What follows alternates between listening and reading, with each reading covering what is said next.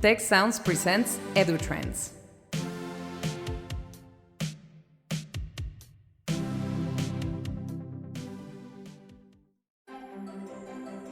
Welcome to the EduTrends podcast and webcast prepared by the Institute for the Future of Education of Tecnológico Monterrey. My name is José Pepe Escamilla, and I'm the Associate Director of the Institute for the Future of Education. And today we have a very fine friend in our podcast, Paul LeBlanc, who is the President of the University of Southern New Hampshire. Welcome, Paul. Thanks for being here. Thank you, Pepe. It's good to be back in Monterrey with you.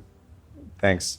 So you recently launched a new book called Students First, Equity, Access, and Opportunity in Higher Education. Tell me, what do you think that this book was necessary? It's a distillation of work that I've been doing for a long time, Pepe. It's I've been, I was an immigrant into the United States. My parents had 8th grade educations. My father was a day laborer. My mother worked in a factory till she was in her 70s. So I was the first in my family to go to university. It changed my life. And it was affordable, it was high quality, and it unlocked opportunity for me. And my worry is that in the United States, at least, that possibility is less and less available. Higher education in the United States is increasingly expensive. Students are taking on enormous amounts of debt, $1.7 trillion of student debt. That's more debt than any other kind of debt in America, except home mortgages, more than credit card, automobile, everything. And also, we see our system failing about 45% of the students who start. So we have about 40 million Americans who have some college credits, no degree, and now they have debt as well. They've borrowed. So it's worse than if they had not gone at all. And I've really been haunted by the ways in which higher ed, which for me was really part of social mobility. It created such opportunity, as I said. Now for a lot of people, higher education is seen as part of the problem, not part of the solution. There's a resentment about higher education. A lot of Americans don't trust it. They don't trust the return on investment. They just can't afford it, right? They're making sacrifices. So my book was an attempt to look at how we can rethink the system so that it once again serves the purpose that it long did in America, which was to create opportunity for people, to give them a lift in their life. Mm-hmm. Very interesting. And what's the proposal? What do you propose to achieve that goal that was used to be this dream of So I think social mobility? There are a couple of key parts of this. And first of all, I want to say universities are asked to do many things. So it's not about research. We need universities like Tec de Monterrey to do important research for our society, to create new knowledge. This is really about the mission of universities to teach and to serve the population at large. And part of it, so to go to your question, I argue that we have now built a whole industry on the credit hour and on time. And time is a terrible measure of actual learning. If you think about it, it tells, the credit hour is very good at telling us how long someone sat in a classroom. It's not very good at telling us what they actually learned. And in fact, the way we assess students in higher education is, in many disciplines, not very effective. So I argue for an alternative to time. I argue for competencies or skills-based education in which we can allow students to go as fast or as slow as they need, right? So we're not tied to time any longer, but we actually raise our standards in terms of what they can actually do. And that has huge implications because right now in our system, time is fixed. Students come for a certain term, a certain year, and learning is variable. They get A's, they get B's, they get C's, etc. What I'd like to do is see that flipped. I would like to see the learning to be non-negotiable and time to be the variable. And when we can start to put a focus on the outcomes, when we can actually measure what students learn, we can get much more innovative about all the models that get them there. So part of what my book does is it showcases really interesting institutions like Western Governors University and others that are using new models that lower the cost, can allow students to go faster, can recognize what students already know, and are actually better measures of learning. There are people that argue that competency-based learning or competency-based education is more, I would say, labor-intensive from the part of the teacher, and that implies more cost. How do you achieve this? Yeah, so it can, right, depending on the way you build the model. But what I believe is that if we can move towards competency-based models, we can get much more creative in the way we use our faculty. We use more project-based or real-world learning. We can use more peer-to-peer learning. So the faculty member no longer has to be the sole vessel for learning. The reality is faculty can now become curators or orchestrators of learning, and we can use much more stronger assessments to make sure that students are learning, and that gives us a lot of flexibility. So, for example, Western Governors University is only $6,000 a year. Our competency-based programs are similarly priced. We've actually been able to lower the cost of education in those models, but it means you have to dramatically rethink the inputs. So in a model, in our long traditional model that we have today, because we don't have a focus on outputs, on skills and competencies of what students can actually do, we actually make massive investments on inputs, like how many PhDs on the faculty, on our facilities. None of those tell you actually what you're producing on the other end. So my argument has long been, if you shift from a focus on inputs to actually measuring your outputs, you can get very creative on your educational models, on your delivery models. Mm-hmm. Very well. Also, in your recent published book, you talk about student-centric learning. And we have been talking about student-centric learning, but I don't think that we have done a lot of that in general, particularly in distance learning, online learning. It seems to be rather a challenge, even a bigger challenge than face-to-face. How do you achieve the student-centered learning on distance learning? Yeah, so let's be clear what I think happens for most of higher education today, that it is a one-size-fits-all model. That is, if you or I enroll in the same university and we study the same major, we will have largely the same experience. We will be similar courses together. You and I will see each other semester after semester. And look, we'll have some electives. We'll do a little bit of difference, but mostly we're sort of in a sort of the same track. But imagine a model in which we can know so much more about students. And I can say, Pepe, you actually really have an aptitude for these things. I have a model that will allow you to get through those faster. Paul, you actually struggle a little bit more with that. I'm going to put you in a more supportive, structured environment. Pepe, you have fewer financial resources. We're going to put you in some lower cost models that will reduce the amount of spending you'll have to do. Paul, you actually have a little bit more privilege or means. You can do these. So we start to actually curate and build learning. And now with learning science and cognitive science, we know so much more about how you learn. So we can start to adjust that. You know, Pepe's really he's a kinetic learner. He's a hands-on learner. If I put him in a project, he'll actually flourish because that's how his mind works best. Paul's actually sort of an abstract. He's a textual learner. Reading for him is the kind of way he likes to learn best. Maybe visual learning. So we're really interested in building models that understand where students are.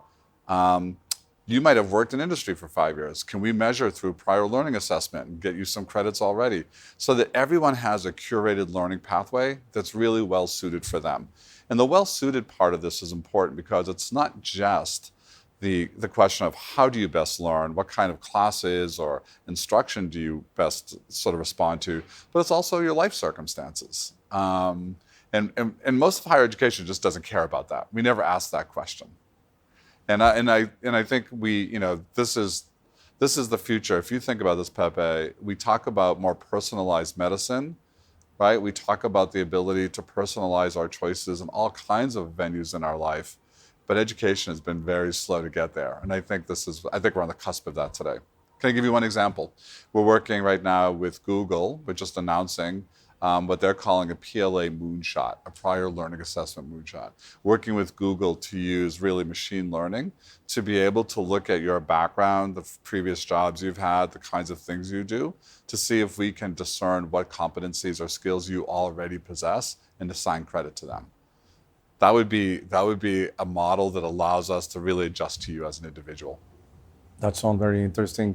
I was having a conversation with a neuroscience education scientific last week, and she said that she has found that emotions are a very important component of learning, and that component should be taken into account because when you really deal with emotions, everything works better in the brain. I imagine that you have some strategies to work in creating this, I would say, support network for the learning of the students also.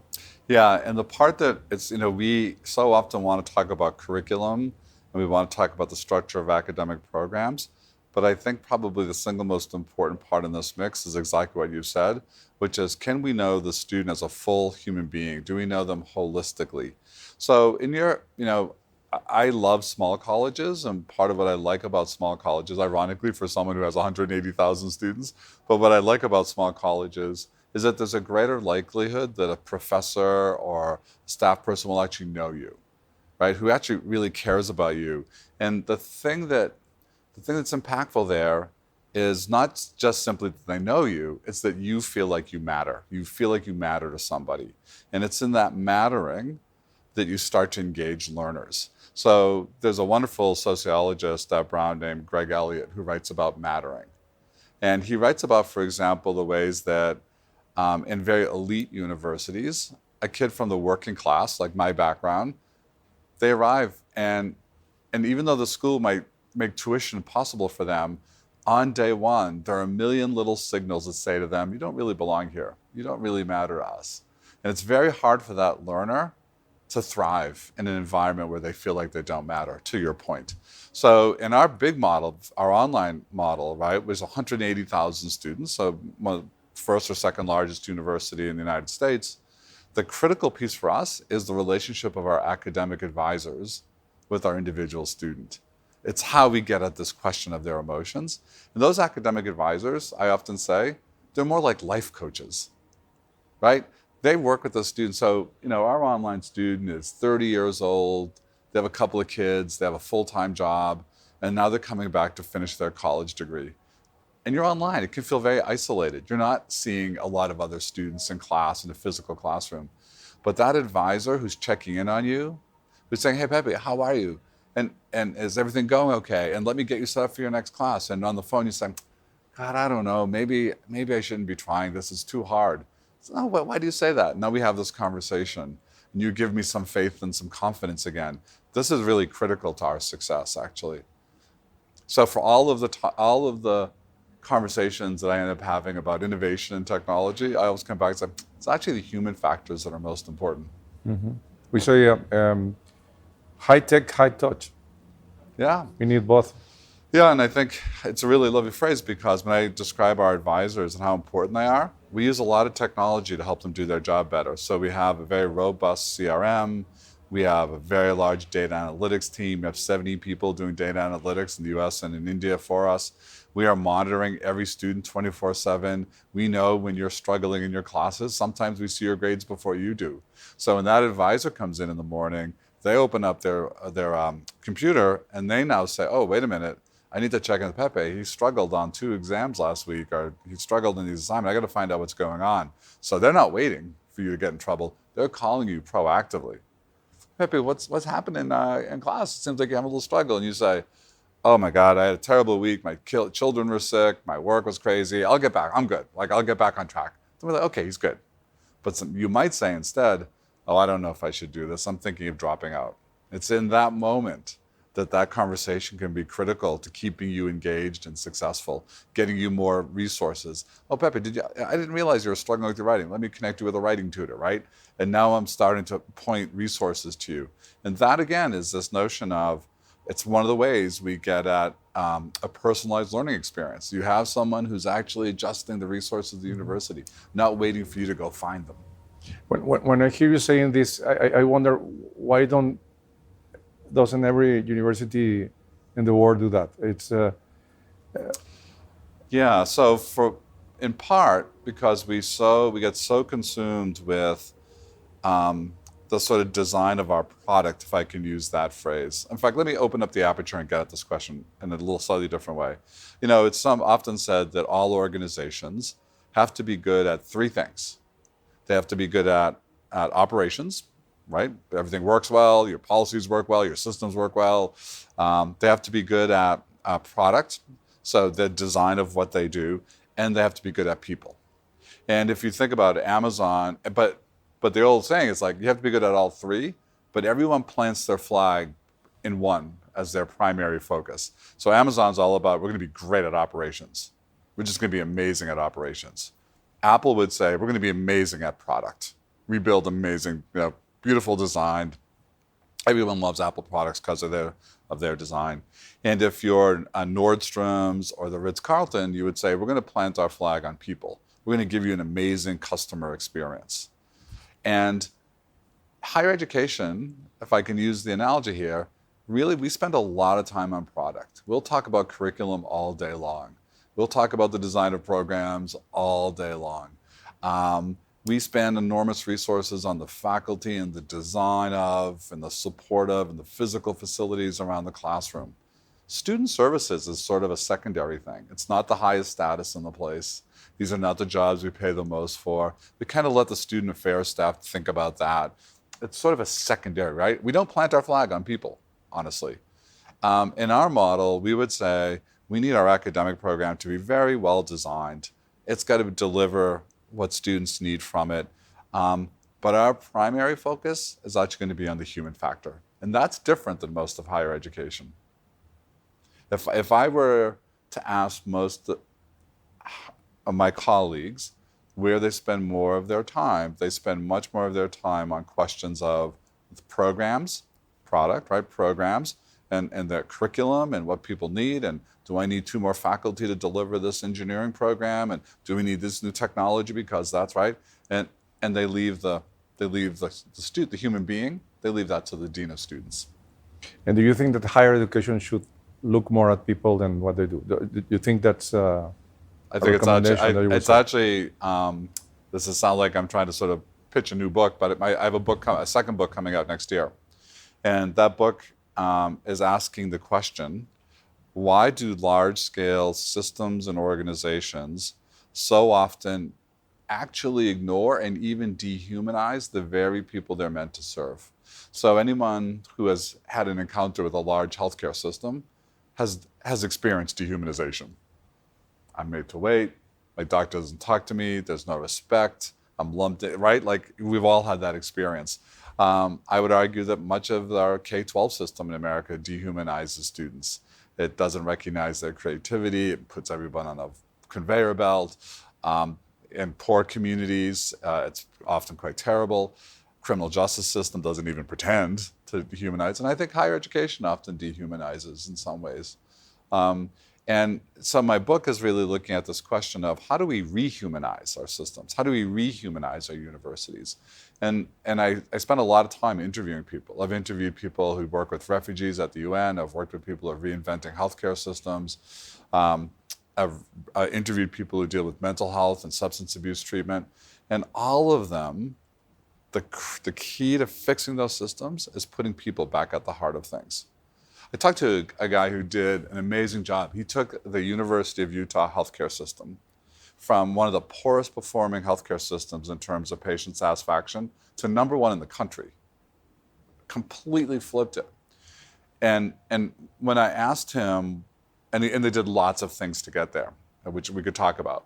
But at the heart of it, when I said, what did patients want that they weren't getting and that you gave them?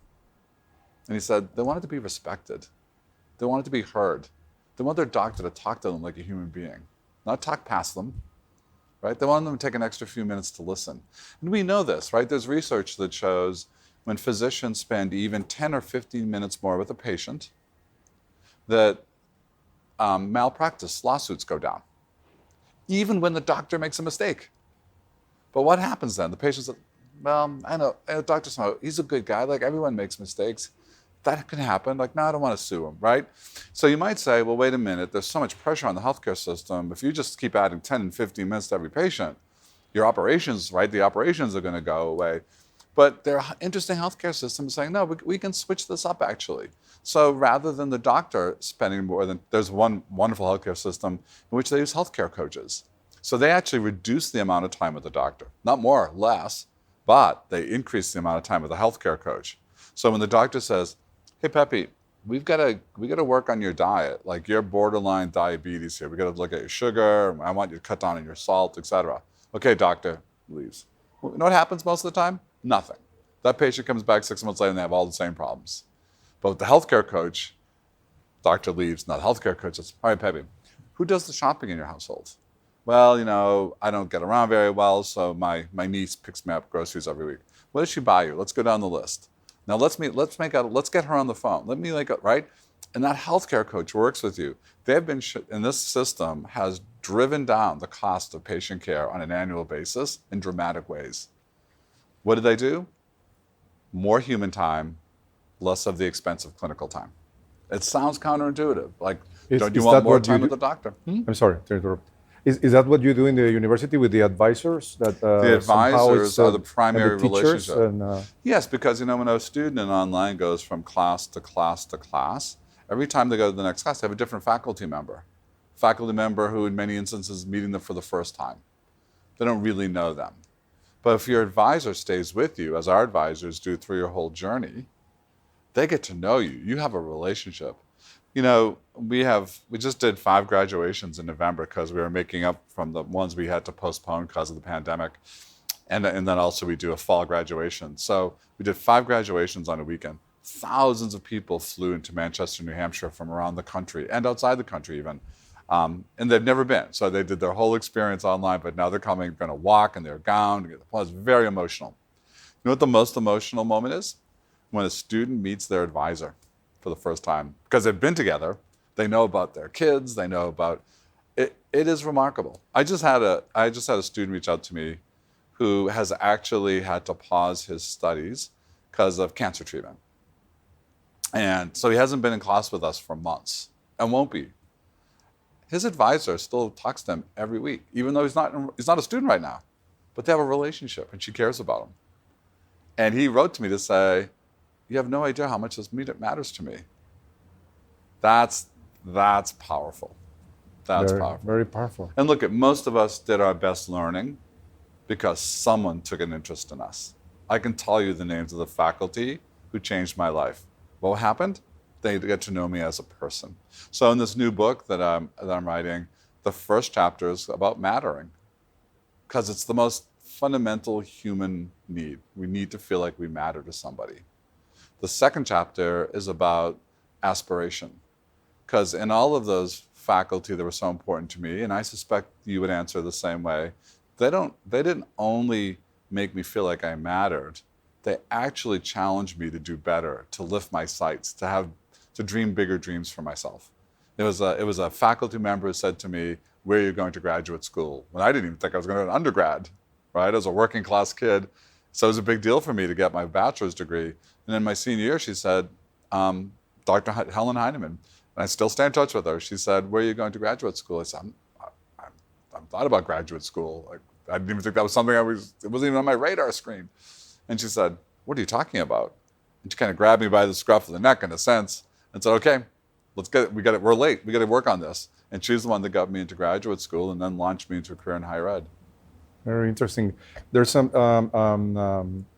a school in Texas. I don't remember the name of these schools that are special. It's an idea school system. Do you know them? The pledge that they do is that they want every one of their students to go to the university and finish the university. So after you graduate, they follow up on you. Yep. During your stay at the university. They make sure that you go to the university and that you continue in the university. Yeah, and there are lots of interesting, innovative high schools now who are doing that. They actually stay with their students because that, so often, especially students who come from, like we work with a school in Boston that does remarkable work. And what they found was that their high school graduates, the poorest neighborhoods in Boston, 90% of their students are non-white, low income, and they graduate at much higher rates than the public schools in Boston. But they have all of this wraparound care and support for those students. When they send those students off to college, they're failing. Why? Because the colleges don't do that. So they've moved into a model where they offer more of this kind of support for their students even after they've left them. One more question. You went from 2,800 students to 135,000. 180,000 now. How many? 180,000. We 180. grew by 40,000 during the pandemic. Okay, the pandemic has been, yes, I imagine, Just because online crazy. was online. So my question is, did you plan for it, or it was a result of putting the students first? Or both? You know, I think I'd like to pretend that it was purposely putting the students first. We became very student focused. And the ideas that I've shared with you actually are based in that work. So we did it instinctually, and I can't pretend that we did it with a theory in mind. The theory followed the practice, which sometimes happens in life quite often, as you know. And we never imagined 180,000. I remember when we had 2,500 students asking the question, is it possible that we could grow this to 10,000? And then at 10,000, in 2012, we had 12,000 students. And we were the 50th largest nonprofit provider. So there were for-profits like Phoenix, which were very big back then. But for the nonprofits, we're a nonprofit. We were number 50 in the country. 3 years later, we were number 4. The growth was like a rocket ship. And we weren't good at it. We broke everything. We broke IT. We broke human resources. It was a mess. Students were well served, but it was not pretty. So we had to learn how to scale. But when we reached 35,000 students, I thought, this is it. But I think the model works so well for working adults, because that's who online really serves. It's not for the 17-year-old coming out of high school who really needs to be on a campus and wants to grow up in the way a campus lets you grow up. My 30-year-old who served in the military, has 2 kids and a job, they've done a lot of growing up already. Though I will say this interesting, Pepe. In this 180,000, we are now seeing, for the first time, substantial numbers of traditional age students enrolling online. We have 30,000 students who are between 17 and 22. That was never the case before. And I think, we're still trying to understand what that means, but we think what it means is that for a lot of young students, there are a lot of students for whom the campus is not the right answer. They need the flexibility of online. Maybe they're helping to take care of their family. Maybe they have to work full time. And honestly, this next generation of learners, they just assume that much of their life will be online. They don't make the distinctions. I think one of the things that will happen after the pandemic is we will stop this old, tired binary of face-to-face versus online. I think the institute, university of the future will have to be fluid. They'll have to be flexible. On any given day, students should be able to choose whatever works best that day. It might be just the weather. I don't feel like walking across in the snow of New Hampshire. It's a snowstorm. I'm going to stay online today. It might be a job. It might be an internship. Maybe I'm playing a sport. And then other times, no, I want to talk to my professor after class, and I'd rather do it face-to-face than on Zoom. I really like them. I want to spend a few minutes after class if they'll have coffee with me, so I'm going to go to class today. I think we have to imagine universities that are just really flexible, and that, again, is a student-centered idea. That is, let the student choose. Yes. And also it challenges you to think, what do you have to offer on the campus to make the students wake up, take out the pajamas, take a shower, and go to the campus? So it really is really worth what you have to do on the campus. So you have to design the experience for that. Yeah, I had a faculty member once say to me about having students with their laptops open in class. He said, I don't like it because I know that they're looking at other things and they're not paying attention. Like, well, what should I do about that? I said, be more interesting than the internet. Right? Exactly. If you think standing up in front of a class and lecturing is interesting, if you take a look at all the research on high impact practices in higher education, the classroom is almost never listed as one of them. What are the high impact practices?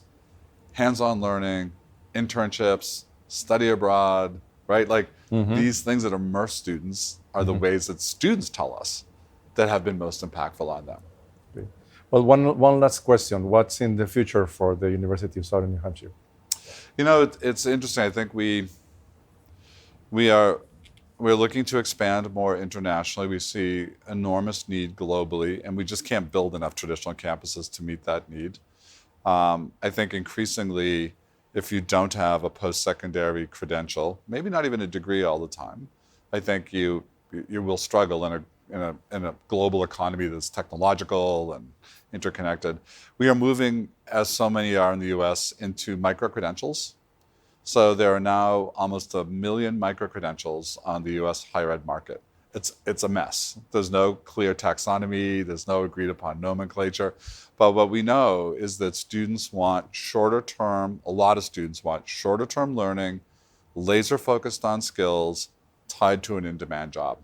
So, and there are lots of examples of this. So Grow with Google was a good example. Micro-credentials, it's not a degree, it's free, it's in IT, and they have lined up hundreds of employers who say, nope, we'll accept one of those Grow with Google certificates in our hiring, for software engineering, UX design, quality assurance, et cetera. So we're working right now to do stackable micro-credentials in healthcare. So the idea is that you can bring somebody in for a first job, low-level job, let's say a certified medical assistant, but you have them, so that's 3 months. So a 3-month learning experience, it allows them to get a first job. Now they're working in that hospital.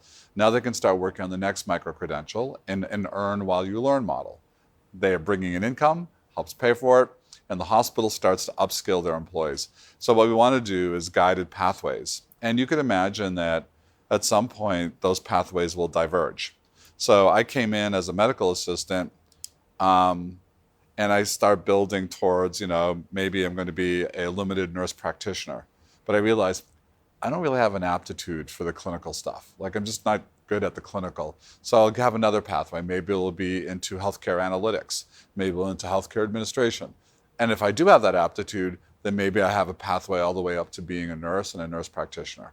So the idea is the old model, so we call it the 4 and 40 model, the old model where you go to school for 4 years and then 40 years of a career, that's antiquated, right? We need models that are more flexible, and I'd like to think of them as learning ecosystems. And degrees will still be important, universities will still be important, but micro-credentials will be important, stackable pathways will be important, and increasingly we will see new providers of learning that aren't universities, and they're going to be part of our ecosystem as well. And Coursera is an example of that, edX is an example of that, Grow with Google is an example of that, Salesforce Trailhead's an example of that, and there'll be many, many more.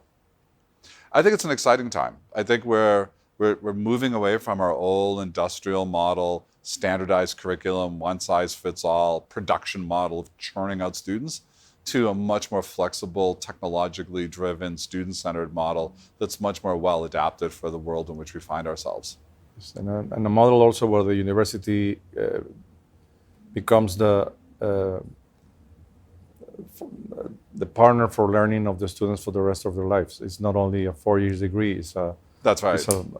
Yeah, because we're all going to have to keep learning, right? We know that the shelf life of skills right now has shortening, even in engineering.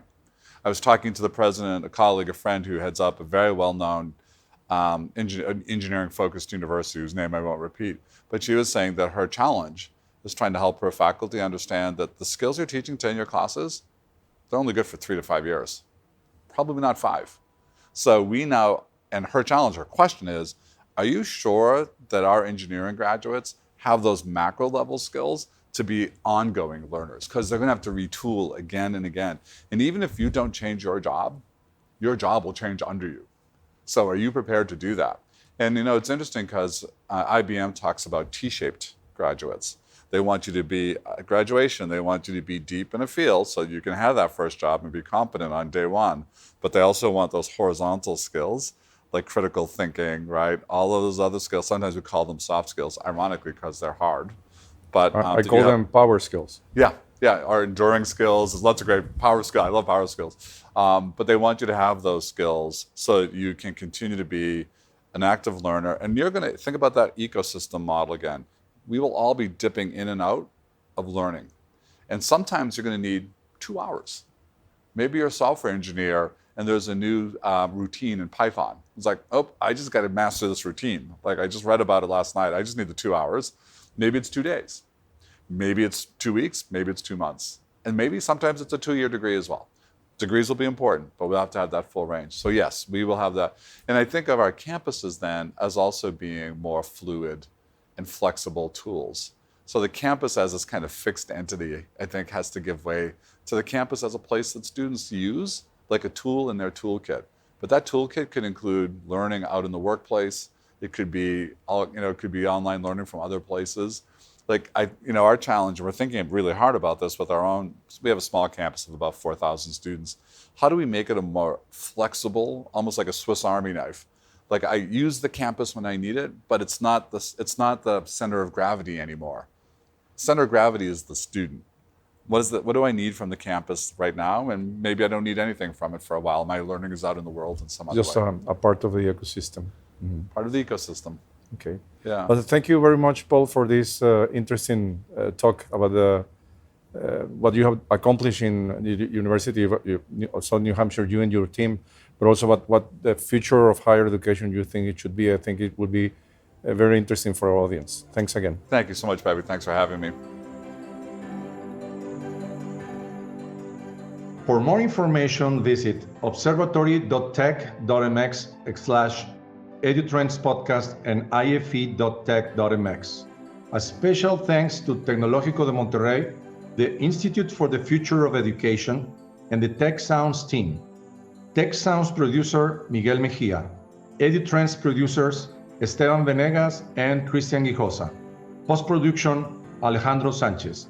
Stay tuned and play Tec Sounds in your favorite podcast app for other great shows and content.